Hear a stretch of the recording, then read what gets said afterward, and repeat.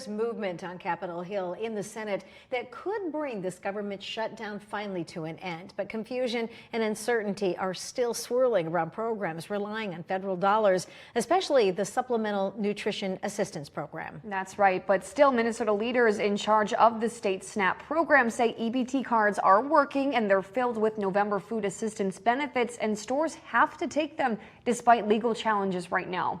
Attorney General Keith Ellison is one of 26 attorneys general taking legal action, trying to keep full benefits available for SNAP recipients after what played out in the last 48 hours. As court rulings forced the USDA to resume paying full SNAP benefits on Friday, the very next day, USDA changed course and ordered states to halt paying those benefits and claw back those funds, which was particularly shocking to me.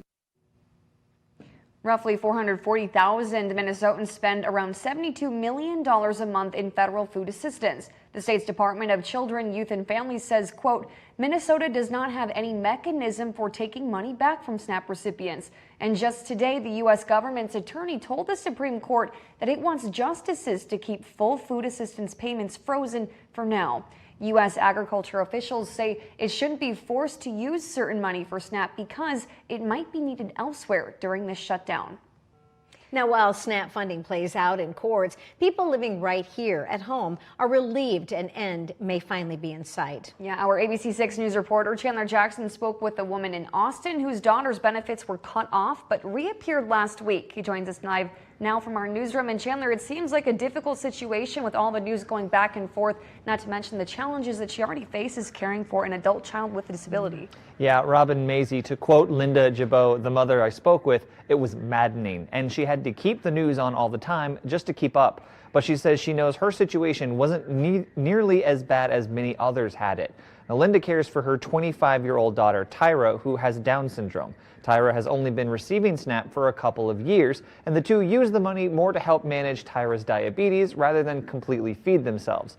That's why Linda's relief is more for others than herself. I'm not a lady with 6 kids with an empty cupboard.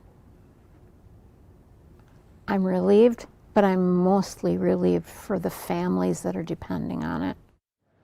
Tyra's benefits came back last week when the USDA was ordered to release SNAP payments, as you said, but Jabot has been hesitant to use much of it due to the back and forth in the courts.